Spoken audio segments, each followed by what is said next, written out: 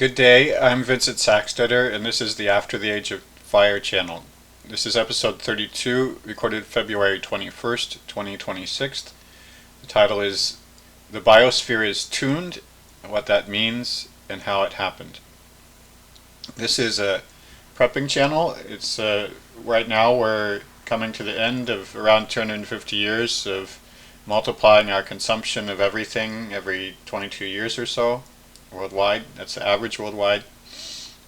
And we're moving into a new era where this kind of multiplication won't be possible anymore, and actually we'll have a little less energy on offer than we do now. Right now we have 46,000 calories per person per day from of fuel and of renewables and things like that, and we have another 15,000 calories from food, fodder, and wood.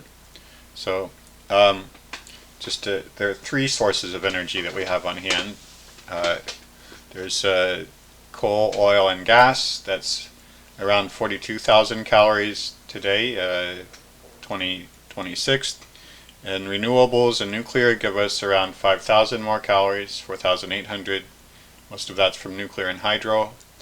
And then food, fodder, and wood, 15,000 calories. And so the prepping that I'm talking about is how to prepare yourself and your family line to flourish and in the new era. How to find a way of life that allows you to have a good life and to and also to reproduce and to thrive. That's what I'm aiming for. But first, I'm doing my homework. We're doing our homework together. We've been talking about what the past 250 years have been like and the sources of energy that are on offer, and trying to assess how much energy we're likely to have as we end this current era of growth. And I've twice argued already that renewables and nuclear together will never supply us with more than about 15,000 calories per person per day. The first argument was because the expense of building them and the burden of running them is just too high, and if we ever got around to building that amount, we'd find that it was just too much to build more. Then the second argument was that the biosphere, all the world's animals and plants together, are nearly optimal for us. The nearly optimal period, they're doing close to the best possible job of harvesting energy from the sun, and we happen to be part of that. We fit into that biosphere, we're hooked up to it, and therefore, since it's optimal for us too, renewables won't be able to begin to match it. Whatever energy that we get from renewables or from nuclear will always come at a price that's higher than the price of the same amount of energy from the biosphere. And since the biosphere right now provides us with 15,000 calories, and since the renewables will always have more troubles and more expense, then the biosphere will never build enough to supply us with more than 15,000 calories. Same as the biosphere. And then all of this is an effort to pin down how much the renewables can give us, because coal, oil, and gas will give us less and less, a higher and higher expense of effort and sacrifice, and because and we've also been talking about food, fodder, and wood, whether we could increase their harvest. And in the last couple episodes, I finally told you the answer. The answer is perhaps with prodigious effort in the next couple centuries we could increase our harvest from the biosphere. We could multiply it by 2. So all in all of them together will give us less. Certainly we'll have less energy on offer than we do today, putting them all together. And the question is, how much can we grow renewables? And I've made 2 arguments that we'll never grow them past 15,000 calories per person per day, and now I'm beginning another cycle, another argument which I think is stronger than the previous 2, I started with the easiest to pick holes in, the financial argument.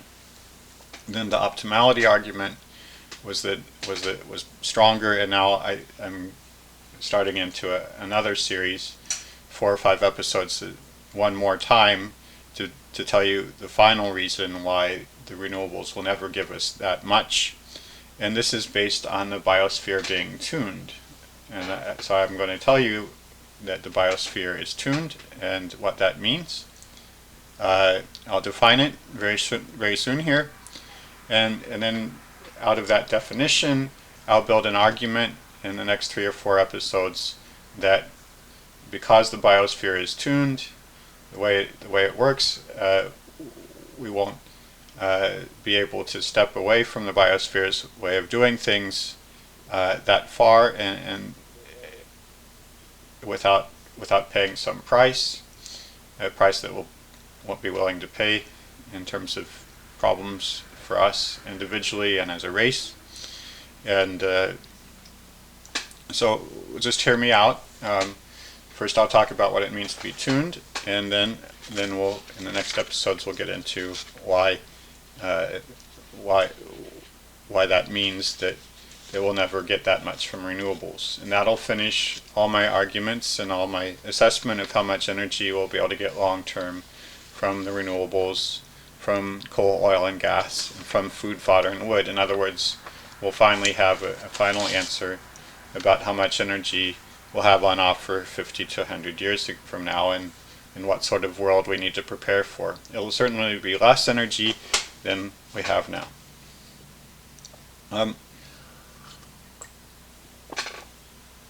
But not a huge, I mean, maybe half the amount of energy we have now. So it won't be like going back to the Stone Age. It'll just be like having the same amount of energy on offer that people had, say, in 1970, but having all the tech and all the developments that we've developed since then. So this episode will be telling you what I mean by tuning and how it happened. So first of all, I just want to say when I say tuning, I don't mean, I'm not trying to bring in the idea of a divine clockmaker who set this world up just perfect and walked away, or anything like that. I'm not trying to bring in God right now. I'm not saying that some people, when they say things have been tuned, they mean that there's a God who set up strange little coincidences, numbers that worked out just right so that we happen to be able to be alive. And I'm not saying anything about that. I'm saying what I mean by tuning is quite a bit different. When I say tuning, I'm trying to sum up a lot of mathematics and science that's been developed in the last 50 years or so.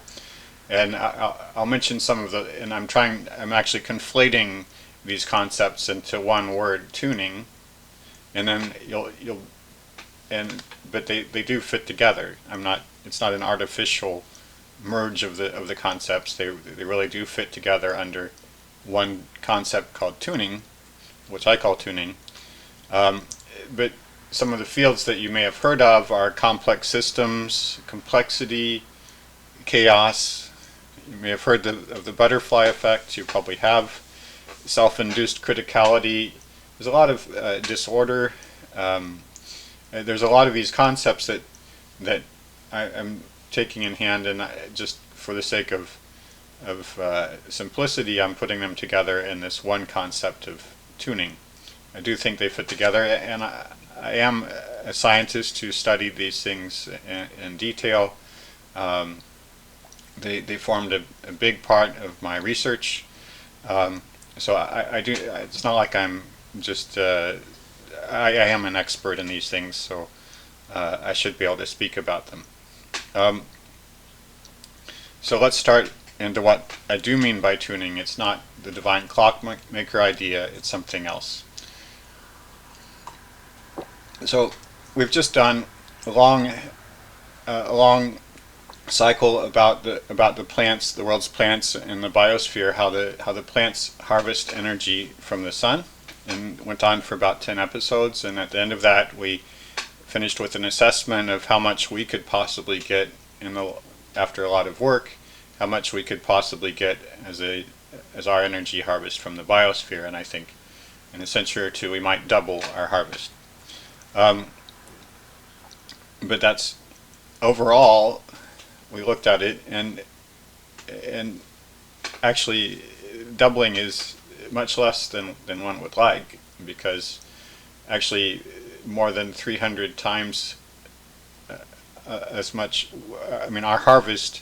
First of all, the world's plants harvest only 1 out of 300 calories that the world receives from the sun, and then we receive 1/11th of that. So we would like that. That means you would hope that you can multiply your harvest by 10 or 100. Instead, we could possibly, with great effort, multiply by 2, and even that's not certain. We'd be doing well actually just to keep our harvest the same as it is today long term. So overall, I looked at lots of possibilities for improving our harvest, and they've come out largely fruitless. So, for instance, when we take land and convert it into a farm, always after we've converted it to a farm, it harvests less energy from the sun than before we turned it into a farm. There are very simple reasons for that, like we leave the land, we cut down the crop every season, and so there's a period where it's just the crop where the plants are dead and they're just not harvesting anything. So immediately, so we get when we convert it to a farm, of course we get more for ourselves, but the biosphere as a whole is getting less. Okay, it's less able to do its job, and it's just we make that sacrifice so that we can get more for ourselves. And then once we do make that conversion, then our land degrades until it becomes unusable, and then we discard it and move on. So that's our best effort to get something from the biosphere, and it reduces the harvest. Another thing is we had the Green Revolution in the 50s and 60s, which we used tech and machines to improve our harvests. But actually what happened in the fields was that the crops weren't harvesting any more sunlight. They were getting the same amount of energy from the sunlight. It's just that they were growing less leaves and less stalks and more grain, so we got more for ourselves. We didn't actually improve the biosphere's harvest at all through the Green Revolution. And then we reviewed a lot of things that people could do to improve the world's plants. The ideas for genetic engineering or breeding programs, and all of them promise, all of them offer some hope of maybe 15, 20, 30% improvements, maybe in certain species under certain circumstances after 20 or 30 years, perhaps. And so the amount of improvement that you can get from that we seem to have any hope of getting from improving the plants is very tiny. It's in tens of percents. So overall, what I'm trying to say is that the biosphere is already doing close to the best possible job of harvesting energy and also of meeting our needs. I tried to examine systematically with you in the previous episodes about all the things we could do to help it out, and none of them give a sure increase in our harvest. And in fact, we'll be doing well to maintain the current harvest that we get because our land is degrading. But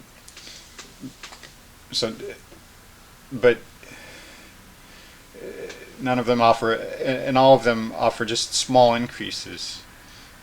So the best I can hope for, the best we can hope for, is that a century from now, if we work really, really hard, most of the human race working on the land intensely, being our most inventive, then maybe we could double the harvest. But but maybe it would go up by 30% worldwide, average worldwide. Or maybe it wouldn't go up at all. So that tells us that the biosphere is already very close to doing the best it can for itself and for us.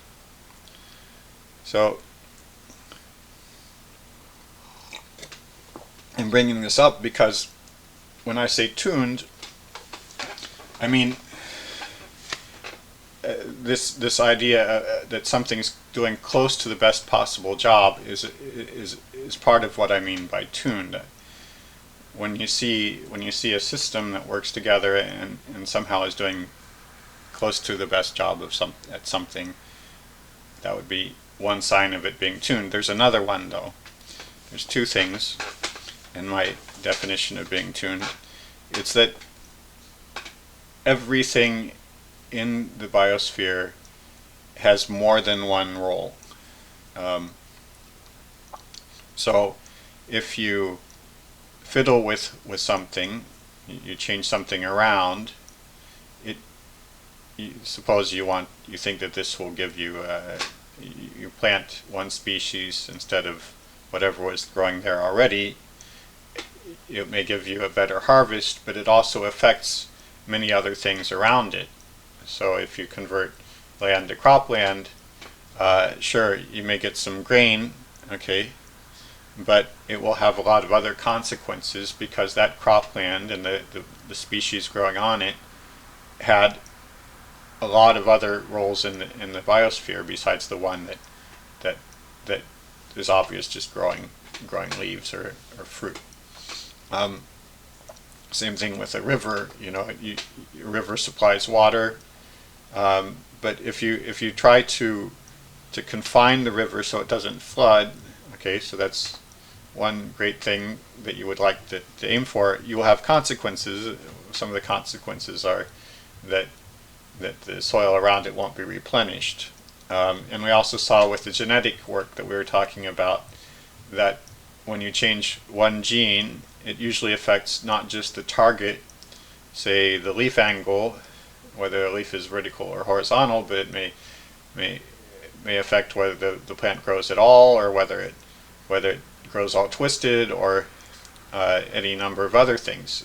Genes usually have more than one role, so if you have one particular thing you're trying to get done, you think this gene will change it, so I change this gene, you'll find that you don't just affect your goal, but you affect 5 other things about the plant, and those other 5 things usually are so bad, have such bad effects that you haven't made any progress at all. So another way of saying that is that whatever change you make, there are side effects. Same thing with people. Every pill you give a person has a side effect, usually 50 side effects.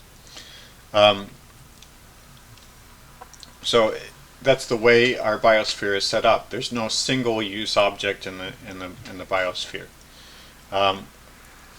So we could compare the biosphere to a play, and if we, as a play, it would be the kind of play where you have a few actors who play the role of thousands of a cast of thousands. So an actor would be one person in one scene, it would be another person in a different scene, and be doing many things at once. That's the kind of play that the biosphere would be. There's no walk-on or walk-off rules in this. No role that where an actor comes in, does exactly one thing and leaves. That's not the way plants and animals work. Okay, and in fact, that's the only way that you could have an optimal system. Actually, if you have something that's working together, a machine or anything, if you have something that has one and only one purpose, then that's a weak point, and it's also a point of inefficiency, because when that purpose isn't needed, that particular part, that component, is doing nothing. It's just taking up space, it's dead weight until it's needed again. Instead, what you want is a machine where every part is always in action, always doing something, and it's doing many different tasks to help things get done as efficiently and as well as possible. So, for instance,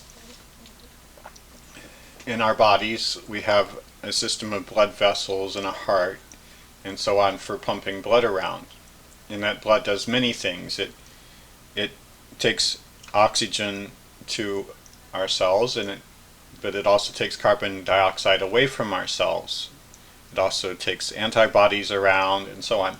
If I needed a different blood system for each of those tasks, then I'd have 5 or 10 different blood type systems pumping through my body, and a human built that way wouldn't be able to do anything with that. Even if you just had 2 blood systems, one for taking oxygen to your cells and a different one for removing the carbon dioxide, our lives would be completely different. In order to have an efficient organism or biosphere that does the best possible job at something, every piece of it has to have many roles. So, even the smallest piece. So what I mean by tuned is these two things together. A tuned system is something that is doing a near to optimal job, so it would be hard to improve it very much. Impossible to improve it very much. Some small improvements are possible with great effort, but no very large improvement. And where each component of that system performs many roles and is key to the overall behavior of the system. So that's my definition, and then let's look at how that applies to, first of all, to several other systems besides the biosphere, and then we'll work up to the biosphere. Now, some people like to use the word complex system about the same sort of thing. In general, there are some people who seem to think that that the world or the human race or our technology is always increasing in complexity, and they seem to think that it's a good thing that it's gaining in complexity. And so they, as if complexity per se were good. And one thing that's attractive about that is that when you talk about a complex system instead of a tuned system, well, if something's tuned, you may immediately ask, well, who tuned it, and what is it tuned for? But with a complex system, you might not get around to thinking that because you just think, it has lots of pieces. Well, if it were just a matter of adding more and more pieces to something and saying it's more complex, our technology has more and more pieces in it, our computer chips have more and more pieces in them, our societies have more and more complicated, that would be one thing, but that's not really what's going on. What people mean when they say that is they also think it's getting better in some sense. They think that they're happy about it. They think this is a success story, that things are getting more complex. And that means that something's getting better. So you have the same questions. Well, what is it that's getting better if it's a complex system and it's getting more complex? What do you think is better about this? And why is it getting better? Who's making it better? So you have the same question. Better in what sense? Optimal for what purpose? And who tuned it? So I don't think by using complex system, you've evaded the question. You've just sort of made it not occur to you quite as quickly, but it actually comes very quickly. So I prefer tuning. I think it's more to the point, more pertinent, because anything can be complex. It doesn't mean that it's optimal for anything. So I hope you can understand. Okay, so by my definition of tuning, that it's already doing a near to optimal job. We've seen that the biosphere is in fact doing a near to optimal job of harvesting sunlight, and also near to optimal for providing the harvest that we get Our harvest is almost as good as it possibly could get, and and would take a tremendous amount of effort to increase it very much, even by a factor of 2. And I hope you understand when I say every component in the biosphere has many roles. That's true for molecules, it's true for cells, it's true for organs. Our organs have many roles. It's true for organisms. It's true for anything. Any way you break up the biosphere and its organisms, you find that the things that the components that you've broken it into, always do more than one thing. They're always busy.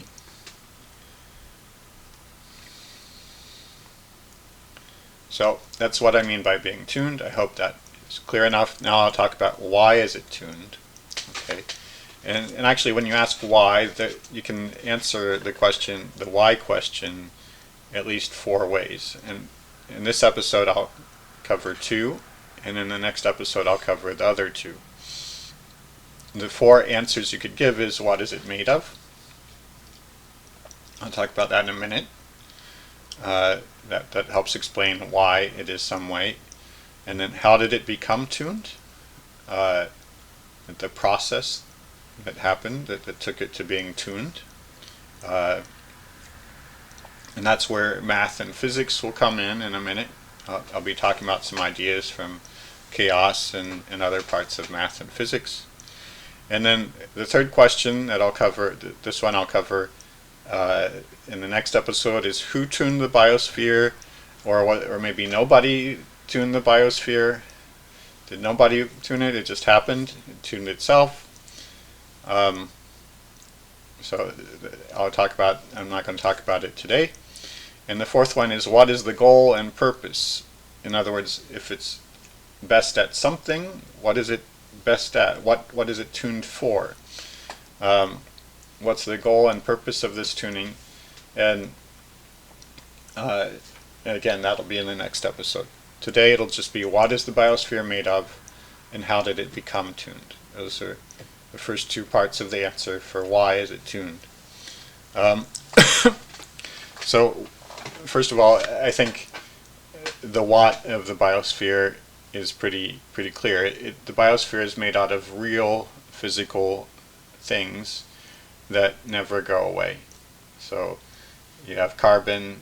The carbon doesn't escape into outer space. It does sometimes get cycled into the Earth's rocks underneath, but then it comes out again in volcanic eruptions and so on.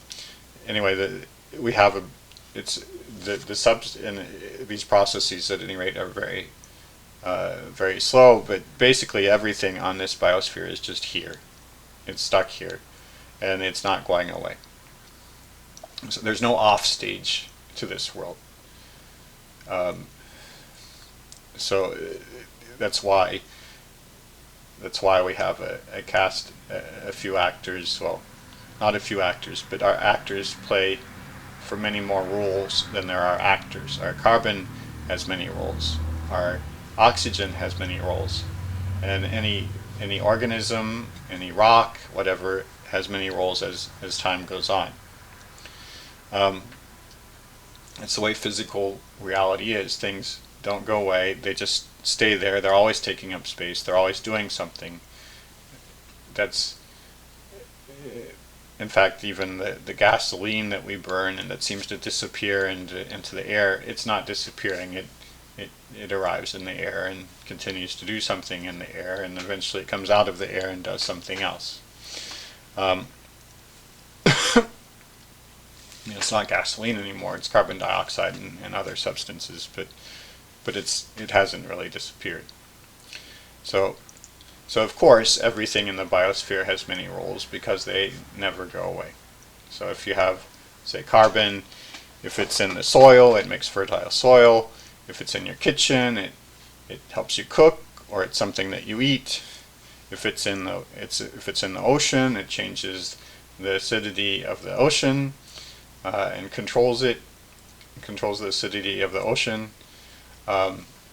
if it's in the air, it feeds the plants and it warms the planet.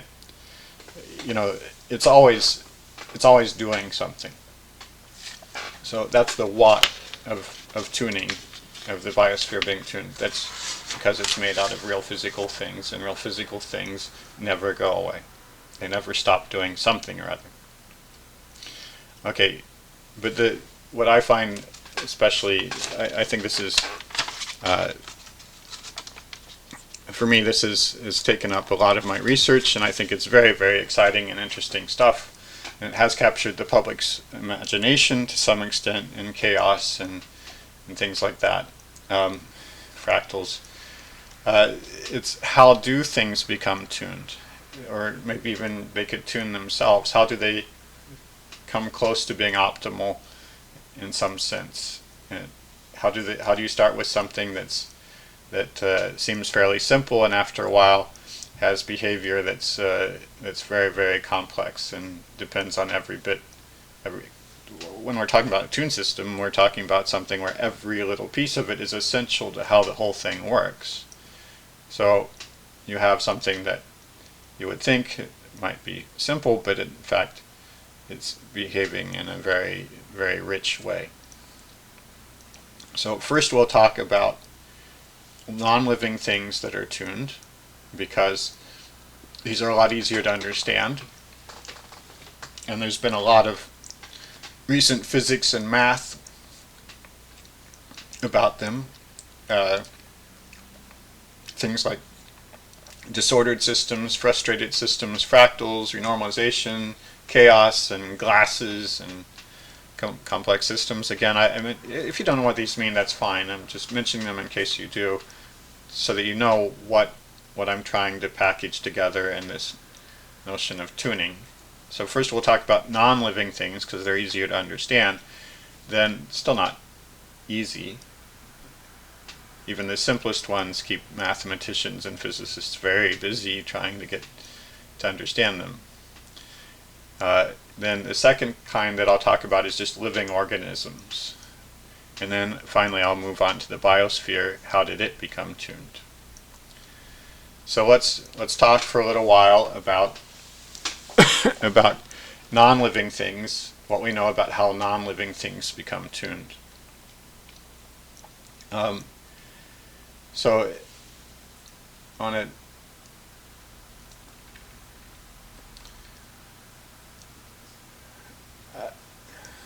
I'm a physicist, so let's go back and talk about the way that physicists thought about the world until, say, 50 years ago, and now it's changing. It's sort of like we're looking through the wrong end of a telescope, because before, when we thought how the things that the world is made of, we like to think about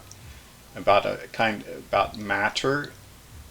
A matter is some substance that is the same here as it is there, and maybe it moves around, and you're thinking of it as more or less like putty. Or else we thought about identical atoms. So if you asked a physicist about, say, salt and or about any solid material, they'd ask you what are the atoms in it, maybe, and then they'd imagine and think of this material as if it were that atom repeated in marching order. So each atom placed right next to each other, like a very big parade, and millions of atoms, and just identical to each other, just lots and lots of them. And we imagined that the world, the things in the world were more or less like that. A solid, say a ball would be, we would think of it in our minds as being more or less just a bunch of identical atoms, or maybe some mixture, but an alloy, or maybe just like iron, and we would think of this as, and they're all set up in marching order, and all the same. So the main focus wasn't on the details of each of the little pieces and how they were different from each other. The focus was on having a big mass of atoms or of matter. Okay, and then what does this mass do together?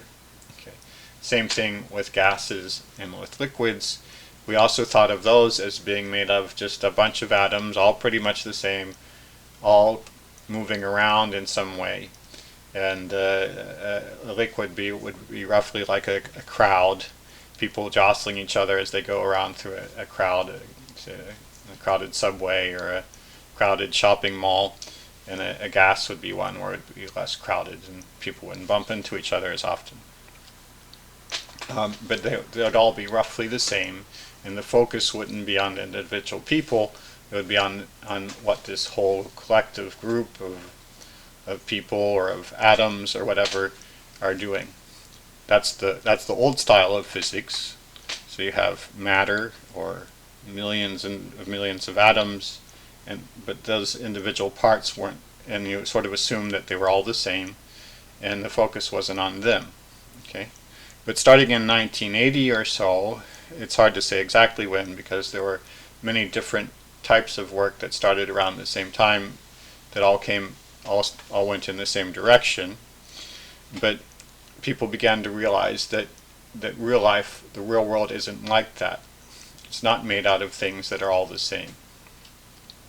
So let's think of a copper wire. I'm thinking of copper because you can purify it until it's almost all copper.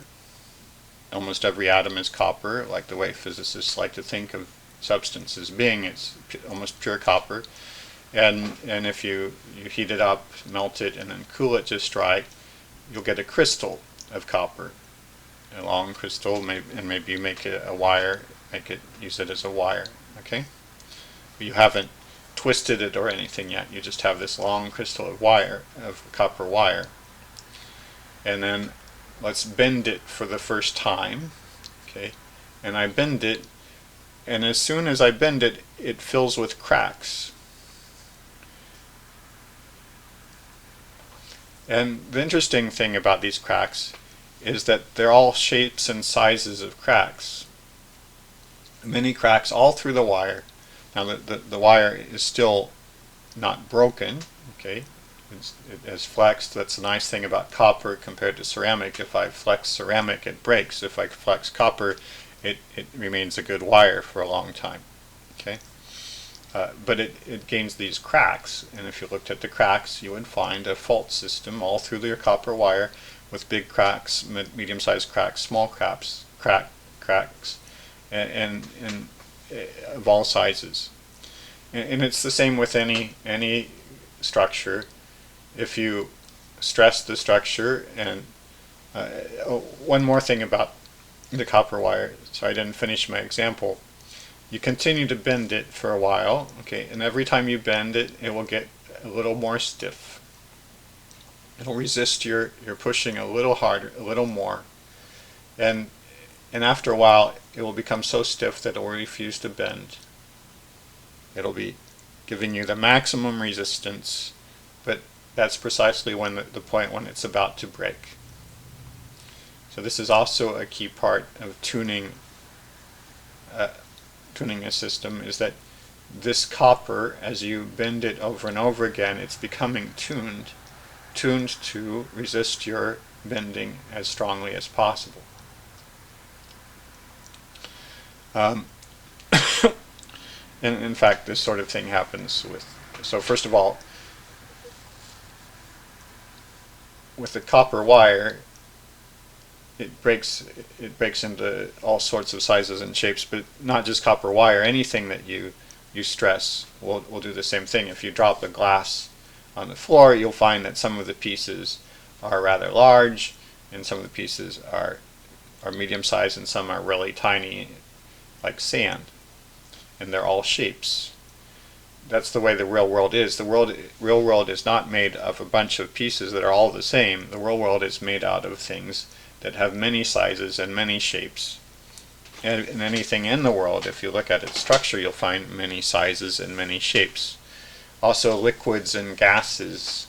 If you could see what the air does around you when you move through it, or when the wind moves past an obstacle, you would see things like tornadoes all the time. Whenever it moves past an obstacle, you would see lots of tornadoes.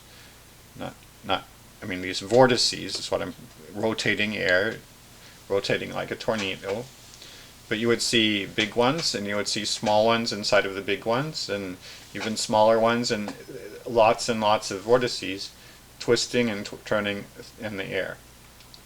You may have seen some animation meant to illustrate that, or from time to time on the street you might see what happens when a vortex hits a pile of leaves or dust and moves it around. Okay, but that's happening all the time. Whenever you go, whenever you push through some air, whenever anything moves through the air, there's lots of vortices, and they organize themselves in a way that maximizes the force of the air on you as you're moving through it, the resistance. That's what they're maximizing. That's what it's optimal for. So they maximize the energy loss the energy that you have to spend in order to move through the air, or even to swim through water. In the water, there are also vortices. So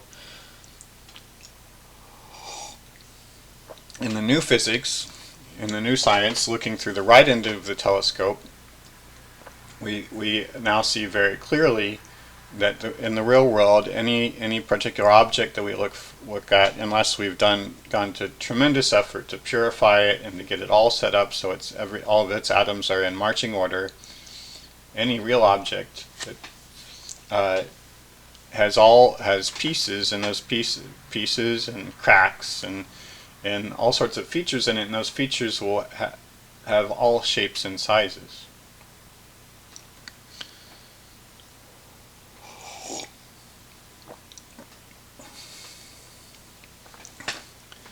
And moreover, real things tend to become tuned. So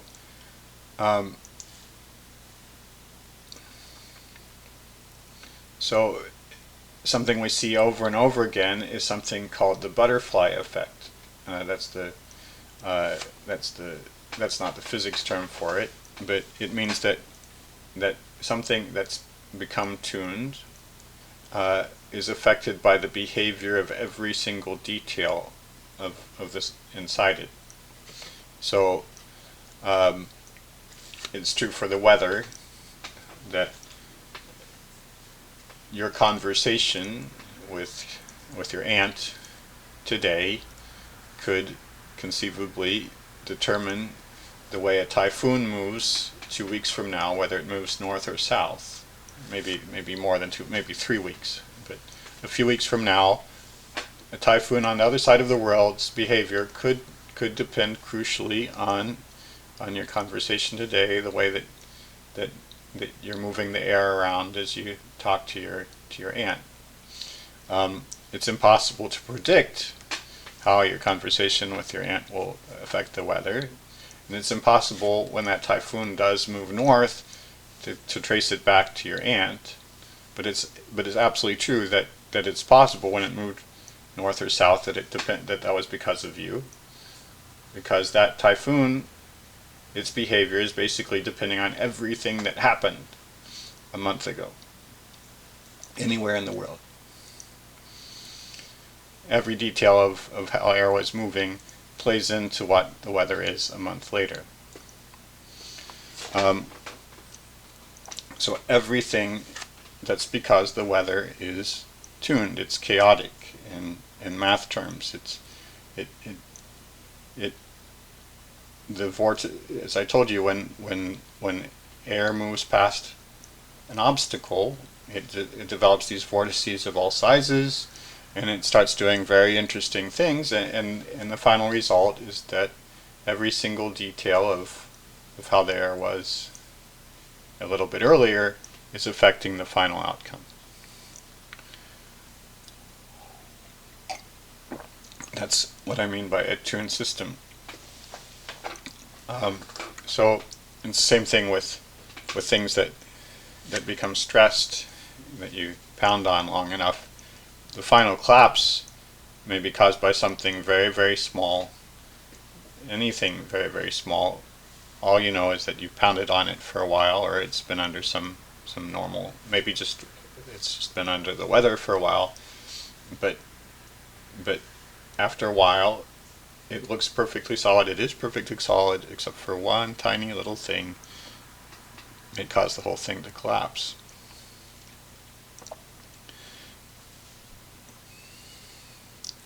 So an example of a tune system that we can construct tune systems specifically for our purposes, and we do.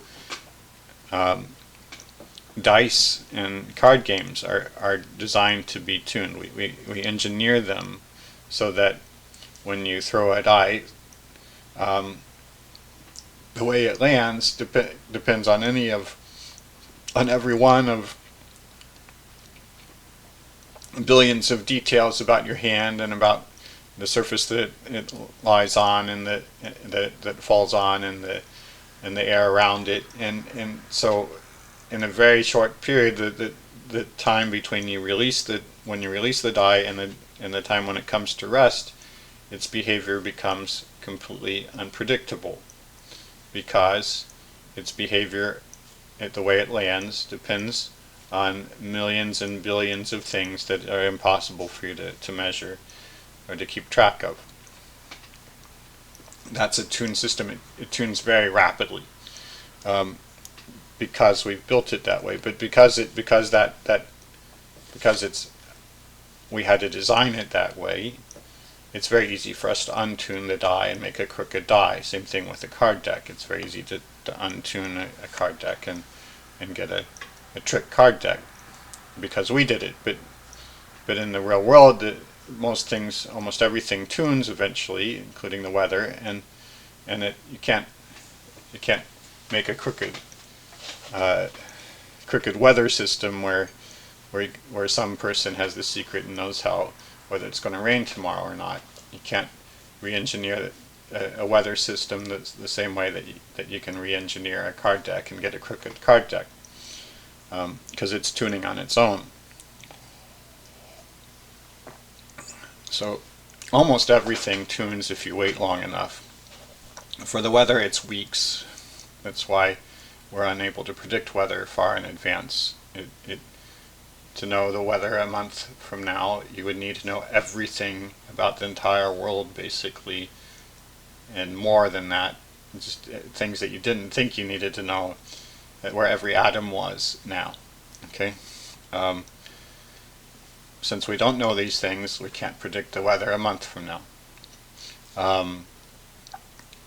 For pool, if you're playing a pool game, well, you can just tell from experience by watching the best pool players that pool, the way the balls move on a pool table, becomes unpredictable within a few bounces. Now, for the solar system, the way the planets move around the sun, that becomes unpredictable in a few millions of years. We can't predict that millions of years in advance. Maybe some things like Mars is always going to be inside Jupiter, but the placement of predicting where the planets will be and their precession and their rotation around the sun a few 10 million, 100 million years from now, can't do it. And it's true also for aging structures, ones that are under stress and that tune like a copper wire, but maybe a bridge. You can't predict exactly when the copper wire is going to break, or what will be the small detail that will. Of course, if you take a copper wire and you just shove real hard, it'll break. But just talking about stressing it over and over, which bend will be the one that will cause it to break. And same thing with a bridge, or any structure that's just sitting and aging. After a while, it will collapse, but you can't predict when or exactly what will be the cause. So that's tuning, because in the end, the collapse of a structure caused by stress or just aging, it happens because it has become a tuned system, and at the end, its behavior is dependent on every single detail of that structure, or many details of the structure, and just one particular detail changed that happened to change the whole, its consequence was that the whole structure collapses. So the same thing, another example of a tuned system is avalanches. You pile snow on a mountain, and the mountain tries to hold as much snow as it can. I'm not saying it. More or less, that's what it means. Yeah, it's adjusting. The snowpack is adjusting to hold more and more snow, and that's what's it's if you're. But as it adjusts to hold more and more snow, it's trying to be optimal for holding the most snow possible. It's also becoming tuned so that the behavior of the snowpack depends on very minute details of where the snow is and the weather and so on. And so finally a very small thing could set off a very large avalanche. You could drop a little pebble of gravel, and perhaps that pebble of gravel in one particular piece of the mountain would start the whole thing off, or perhaps not. But the mountain's snowpack now is in a state that's primed. It's tuned to hold the most snow, but at the same time it's very sensitive to every single detail of how the snow is packed on the mountain. And that means it's ready to go down the mountain. So in general, whenever you have a tuned system, you're able to find something that it's best at, that it's optimal at. Now in our universe, tuning it basically always happens. Any part of our universe eventually becomes tuned. It's guaranteed, it's universal. You need only two ingredients to produce tuning. One is you need some components of the system to be different from others, so they can't all be absolutely the same. So they can be of different kinds, they could be of different shapes and different sizes. This is why it's crucial that when you develop, like I was emphasizing with copper wire, that when it first breaks, and its cracks will be of all shapes and sizes. Once it's in all shapes and sizes, then it can proceed along the path towards tuning. So different kinds, different shapes, different sizes, different placements. So if you had something where everything's placed exactly in order, like on a shelf at a grocery store, that would be one thing. But if you have a substance or anything where they're not all in order, that's a different thing. That's a kind of them being different from each other. Some might be one just placed right next to each other's, and others might be a little further away. That's a kind of difference between the pieces. Or you could have different types of material, like you could have fluid moving through a sponge, and then you can get tuning. The words that I like to use, I mean, these are mathematical words that if you know these words, they might ring a bell. There's the mathematical concept or the physics concept of disorder, which is a key for some kinds of key for this for talking about how components might be different from each other. And another one is frustration. But you don't need to know these words. The key is, if you want something to become tuned, it can't be made out of a lot of things that are all the same and all placed regularly right next to each other. They have to be out of order. They have to be some one kind, some another, or different sizes, or something like that. But in our universe, just about everything is made out of things of all shapes and sizes and substances. So there's no problem. We have all the ingredients that we need to get a tuned system. And the second requirement that you need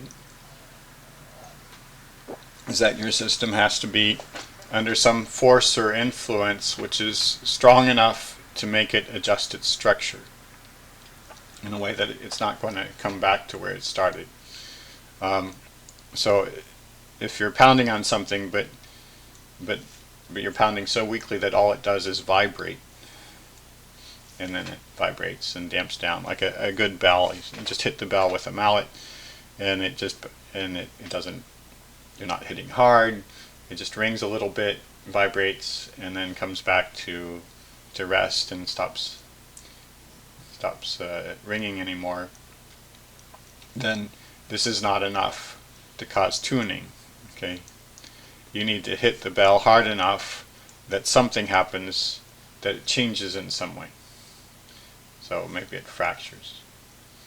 Then you can start, even if it's an invisible fracture, one that you didn't see, but enough that it remember that something has happened that time when you hit it, then you hit it again, and maybe another fracture happens, maybe an invisible one, who knows, but you do it, but as long as each time you're hitting it, something's happening to it, that it won't be able to reverse and go back to where it was, that's enough to have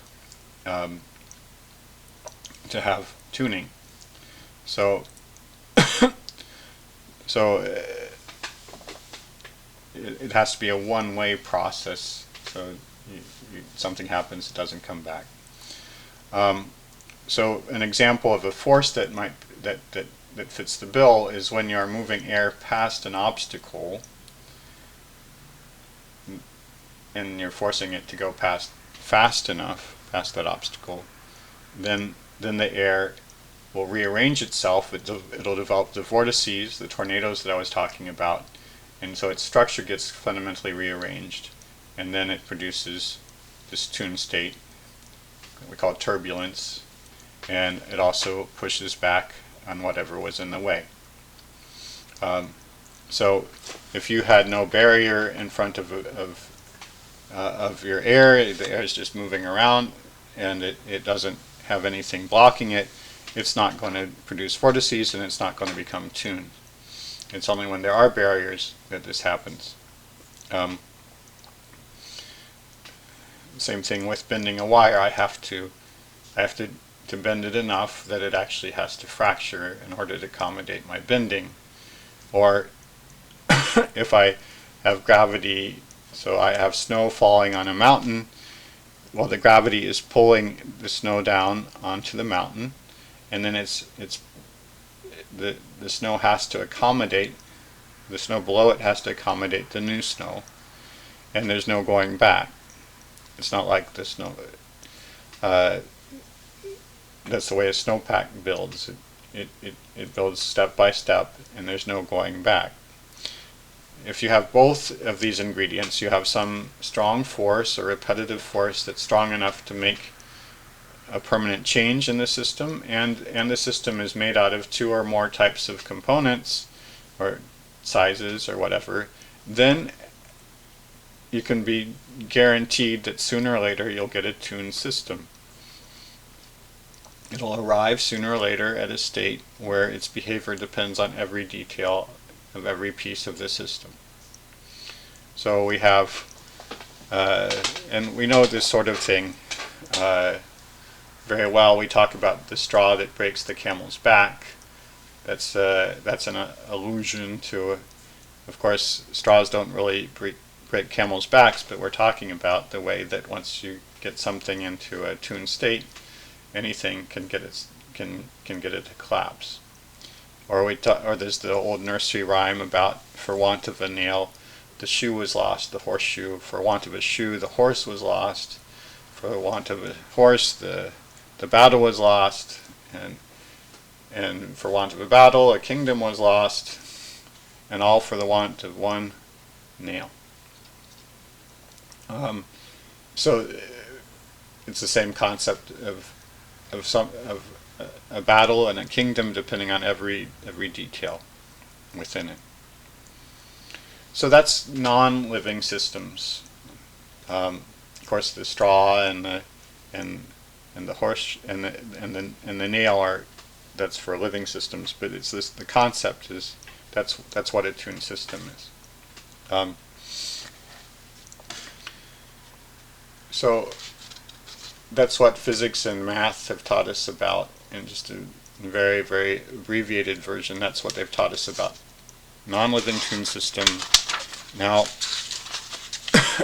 I want to talk about living organisms, tuning in living organisms, and then finally about the biosphere.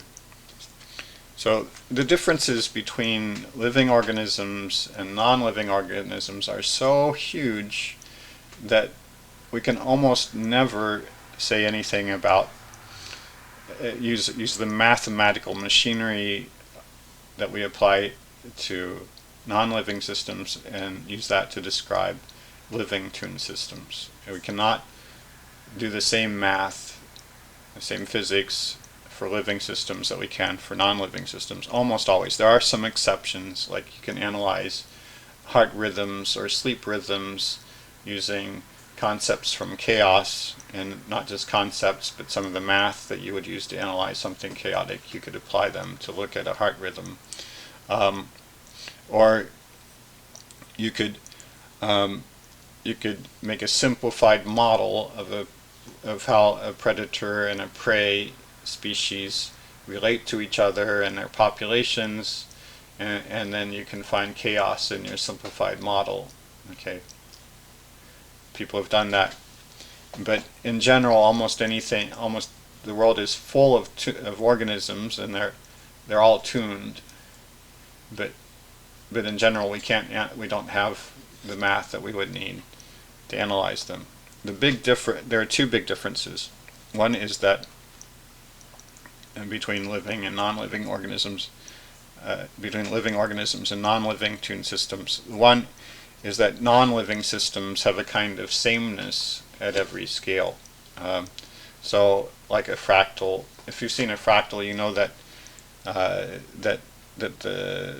what the big features of the fractal look a lot like the smaller features of the fractal, and then again like the even smaller features of the fractal.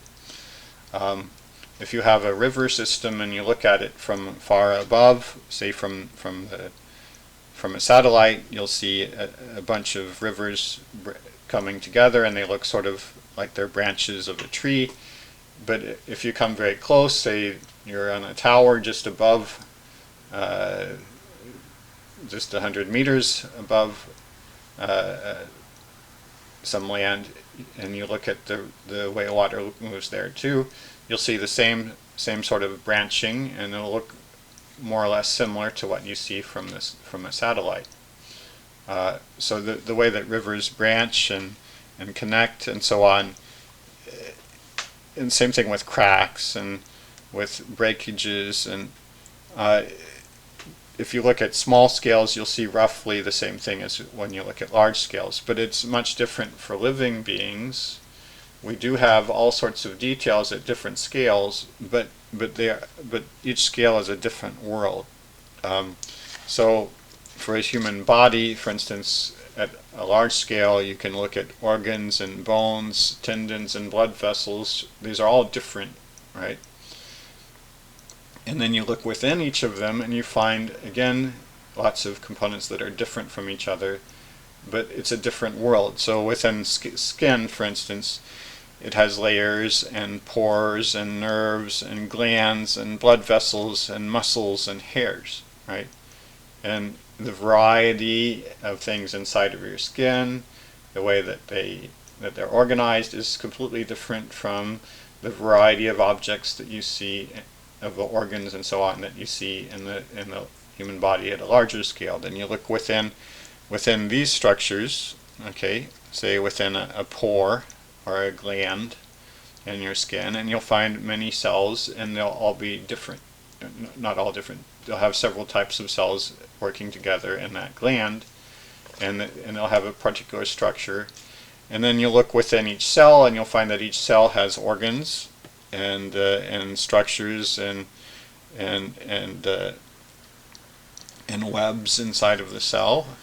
And then within those, you'll find, if you look even smaller, you'll find all the chemicals and proteins. Some of them are huge, and some of them are small ones, like water and sugar.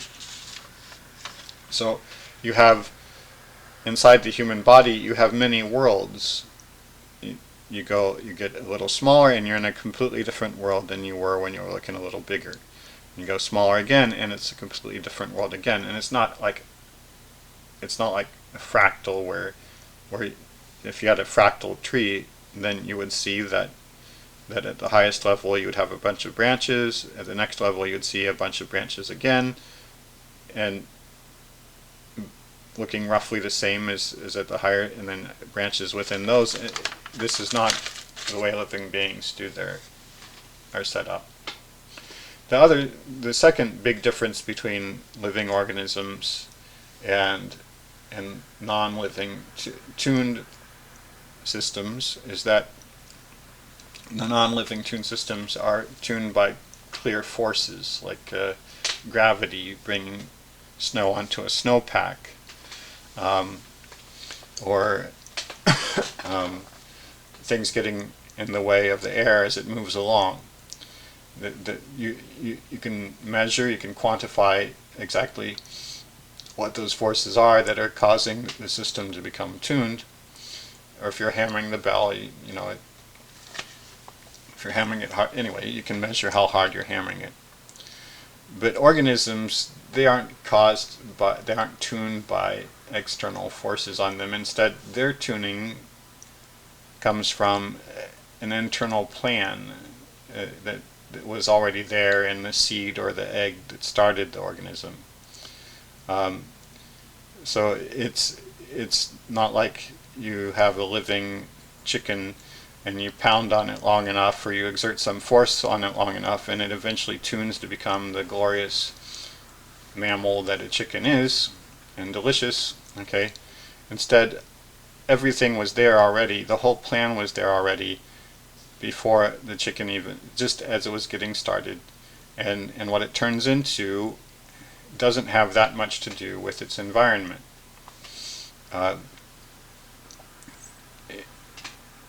So it's not a force in the physics sense of a force that's causing your body to become the marvel that it is, with your blood vessels doing 10 different things for your body, and every organ of your body doing many things.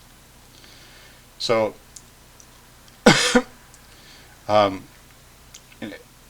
then you wonder, okay, well, this plan that's embedded in the DNA, that thing that causes the organism to become tuned, how did this DNA become so tuned, so it produces a tuned organism? Well, and so many people explain the way DNA is and the way that organisms develop into the marvels that they are by the explanation is natural selection. Then there are others that explain it with creationism, and for creationists, they'd say, well, of course, animals are tuned. God made them that way, and to them, this whole or the biosphere, of course, that's just the way it was made. There's and great, but for the rest of us who want to think about natural selection, okay, we're left with trying to figure out, how did the DNA get into this? How did you produce this wonderful DNA that's suited just right to make a chicken? A chicken where everything works together to make this clucking thing that moves around and lays eggs and does all the things that chickens do. And you can't blame this on some force, because natural selection is not about some force that pushes on chickens all the time. There's no physical force there. It's more like a recurring theme in the life of many organisms for millions of years. So this is something you can say it's like a force. You're making an analogy to a physical force, say the force on a copper wire, okay? but it's strictly an analogy. So the forces acting on whatever it is that caused a living organism or a species to become tuned, whatever that thing is, it's only by analogy similar to the forces that cause non-living things to become tuned. And when we talk about the other thing that was different was that non-living organisms have far more variety in their components. I'm sorry, living organisms have far more variety in their components than dead things, like river systems or cracks building up within a snowpack.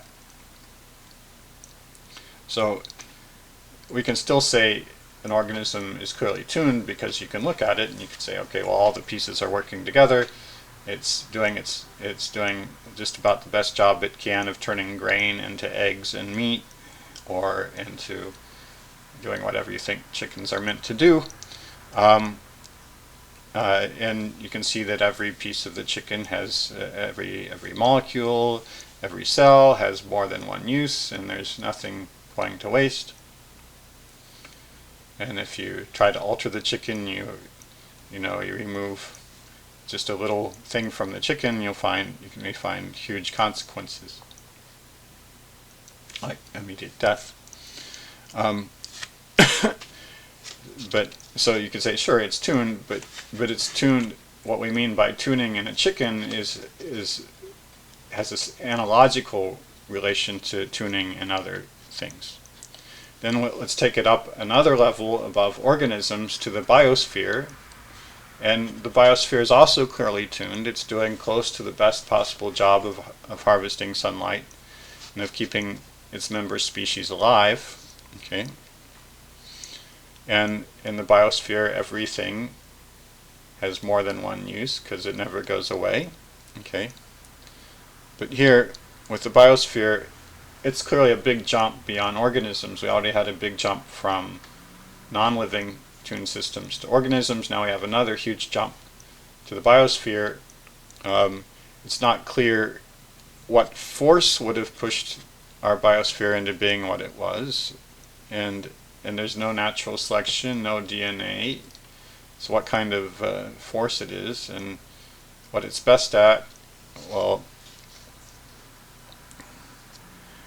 on the other hand, I think there can't be any question about whether it is in fact tuned, at least in analogy to the tuning that physicists and mathematicians know all about for dead systems. Okay, because when we there's a sense of recognition when you look at the biosphere that the way it's acting looks substantially like the behavior of other tuned systems. In fact, the other tuned systems seem to be simpler versions of, but they can still, in fact, you learn about the biosphere, it can help you understand more about something dead and tuned. And if you learn about some tuned dead system, it can help you understand the biosphere. But there's a sense of recognition. If it walks like a duck, it quacks like a duck, then it's a duck. Okay. And in particular, everything has an important role, and then it does close to the best possible job of harvesting energy, and then we have to think, okay, well, how did the biosphere become tuned? You could say, well, God did it, okay, but if you want to say, well, how did God do it, or if you're somebody who doesn't want to think about God at all, you can still ask how. How did it happen that the biosphere became tuned? Well, it certainly has an endless array of components of different sizes and shapes and types. And certainly the biosphere, this whole world, is under endless pressure and shocks, collisions with meteorites and all sorts of weather and every kind of disaster that you could think of, plus just the pressure of getting through day after day, year after year. There's endless pressure on everything in the biosphere, and plenty of reason to think, well, yeah, okay, well, we have the pressure, we have the shocks, they're enough to cause irrevocable changes to the biosphere again and again. And we have plenty of components here of all sorts of shapes and sizes, and since those are the two ingredients for tuning any non-living system, they must be the two key ingredients for tuning our biosphere. That's what it took to tune the biosphere was the fact that it has more than one kind of thing in it, first. And the second key ingredient is that it's been under constant shocks and pressure for billions of years. That's how it became tuned. I'm not answering now in the next episode we'll talk about who or maybe nobody tuned the biosphere. Maybe it did it on its own with no input at all from anybody. I'll discuss that. But this is the how. The how is many pieces of different types and constant pressure and shocks. That's how the biosphere became tuned. It became tuned by following today's physical laws. At least we can, as long as we believe that they were in place a billion years ago, the same as they are now. It followed today's physical laws and was subjected to constant stress and cataclysms. That's enough. That'll produce a tuned biosphere. So that's the what of the biosphere, and that's the how it became tuned. So I've explained what I promised to explain. The next episode will be about the who, if anybody, and the purpose. And I'll also say something about beauty. And then we'll move into the argument about why renewables will never be able to supply us with more than 15,000 calories per person per day, roughly. And tying down this is the third and strongest argument for that. And then we'll finally be done talking about how much energy we're going to have as a race long term. So have a wonderful week, and keep coming back. And if you know anybody who would be interested in this content, please invite them. Okay, thank you, and have a wonderful week.